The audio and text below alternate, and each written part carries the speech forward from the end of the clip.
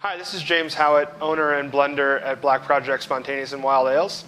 And today I'm going to talk to you about two of the beers we're releasing to the public for sale in the month of May. First up, we have DORIAN.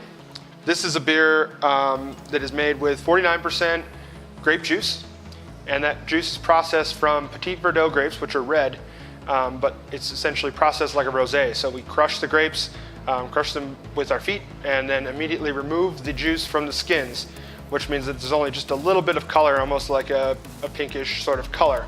That's then combined with a blended and aged spontaneous beer to give us our final product after it's aged longer in barrels. And great color. This one's it's got a little bit of sweetness, and they're both nicely carved. It's got just a tinge of pink to it. It's funky.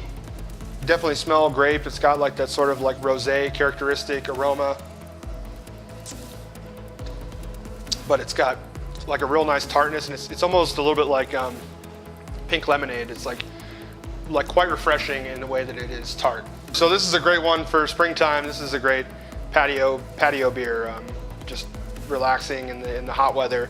Like I said, it's lemonade-y almost. It's really refreshing. Anytime you would drink rosé, this is a similar sort of beverage for you.